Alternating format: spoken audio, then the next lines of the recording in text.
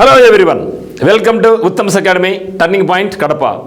మరి ఈ యొక్క వీడియోలో మనం వన్ లైనర్ బిట్స్ దేని మీద అంటే పండగల మీద, festivals. So one liner bits on festivals already మనం చూడడం జరిగింది.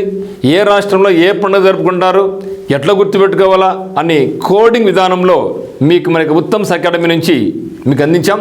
మరి వాటిని ఎందుకు ఒక్కసారి సరిపోదు కాబట్టి ఆల్రెడీ మీకు మ్యాక్సిమం ఇక పండుగలు ఎట్లా గుర్తుపెట్టుకోవాలో కూడా షార్ట్కట్లో కోడింగ్ విధానంలో మీకు నేర్పించాం. మరి ఈ యొక్క వీడియోలో మీకు ఆ యొక్క పండుగల మీద అన్నీ కూడా కంప్లీట్గా one liner bits, bit to answer ఈ విధంగా మీకు 150కి పైగా ఇక వన్ లైనర్ బిట్స్ అనేది మీకు ఇక్కడ అందిస్తున్నాం. ఇది చాలా చాలా ఇంపార్టెంట్.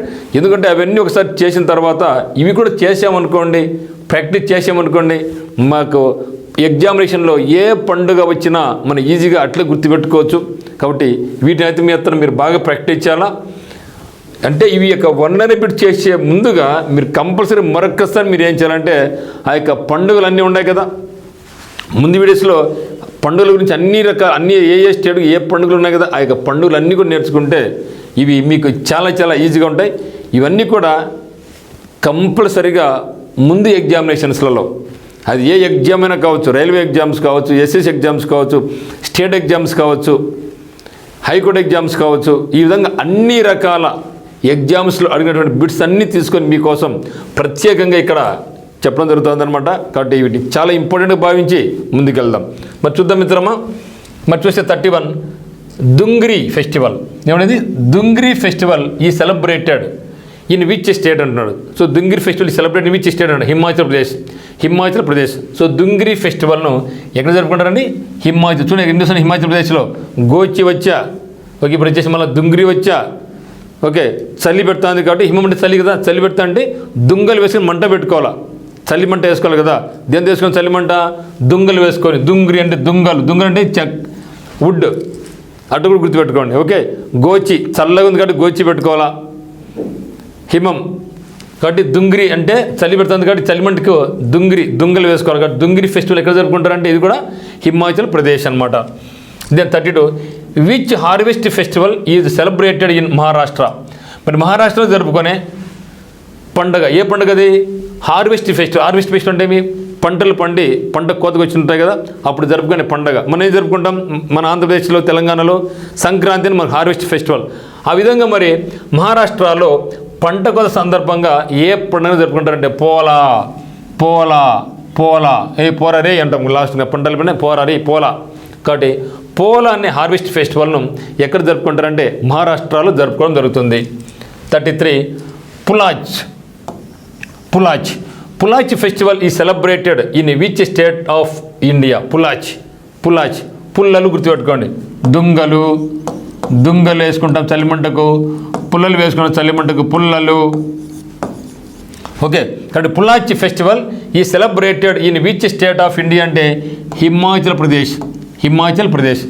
సో చూడు, ఇప్పుడు గోచి పెట్టుకున్నామా, తర్వాత పుల్లలు వేసుకున్న మంటకు దుంగలు వేసుకున్నామా, దుంగలు, ఓకే. ఏం చెప్పి దుంగలకు ఏం చెప్పినాం మనం, దుంగ్రి. ఇక్కడ పుల్లలు అంటే చెప్పినాం పులాచ్. ఇవన్నీ కూడా ఎక్కడ జరుపుకుంటారంటే హిమాచల్ ప్రదేశ్, రాజధాని Shimla. Then Pavalkut. So Pavalkut is the biggest festival celebrated in which state. So Pavalkut అనే అతిపెద్ద పండుగ అయినటువంటి పావల్కుట్ను ఏ రాష్ట్రంలో జరుపుకుంటారు. పావల్కుట్ అంటే మిజోరాం. సో రాముడు పెద్దవాడు, రాముడు పండుగను అంత గొప్పగా జరుపుకుంటాం. ప్రతి రాష్ట్రంలో ప్రతి చోట రాముని నవమి బాగా జరుపుకుంటాం కాబట్టి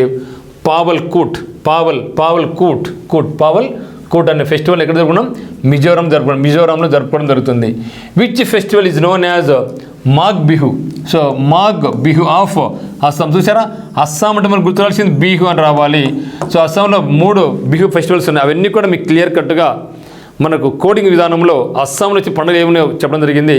దాన్ని మళ్ళీ మీరు ఖచ్చితంగా చూడండి. ఇప్పుడు మనం చేసే ఓన్లీ సింగిల్ లైన్ కాబట్టి మళ్ళీ ఎన్ని చెప్పుకుంటూ పోతే టైం వేస్ట్ అవుతుంది కాబట్టి డైరెక్ట్ మనం సింగిల్ లైన్లో బిట్లు వెళ్ళిపోతున్నాం. కాబట్టి which festival is known as Magh Bihu. So Magh Bihu of Assam. So Magh Bihu అంటే అస్సాంలో బిహు పండుగ ఉంటే దాంట్లో మనం 3 రకాలు ఉంటాయి. దాంట్లో ఇది ఇంకోటి మాఘ్ బిహు. మరి మాఘ్ బిహు అనే పండుగను మరొక పేరు అస్సాంలోని మాఘ్ బిహు అని పండుగ ఏ పండుగ పిలుస్తారంటే మకర సంక్రాంతి. మకర సంక్రాంతి మనం మకర సంక్రాంతి అంటాం, వాళ్ళు ఏముంటుందని మాఘ్ బిహు అని అనటం జరుగుతుంది. Then in which state is Wangala Utsav. చూసారు వంగాల. సో వంకాయలు ఎక్కడ పండించిన మేఘాలు పండించాలని చెప్పడం జరిగింది. మర్చిపోదామా? ఫస్ట్ ఒకటి వచ్చిందా వంగాల అంటే ఏం చెప్పినాం? మేఘాల్లో వంకాయలు పండిస్తున్నారు అంటే మనకు మర్చిపోలేం. కాబట్టి వంగాల ఉత్సవం ఎక్కడ జరుపుకుంటారంటే మేఘాలయ. సో వంగాల ఉత్సవం ఎక్కడ జరుపుకుంటారంటే మేఘాలయలో జరుపుకుంటారు. మరి ఇన్ విచ్ స్టేట్ ఈజ్ మండు ఫెస్టివల్ ఈ సెలబ్రేటెడ్. సో మండు లేదంటే పండు లేదంటే మంగ్లీ గుర్తు మంగు. మంగు. ఈ యొక్క డీని మీరు గ్యూ అనుకుంటే మంగు అంటే మంగ్లీ. సో మంగ్లీ పాటలు ఎక్స్ట్రా ఉర్రతులగిస్తూ ఉంటాయి.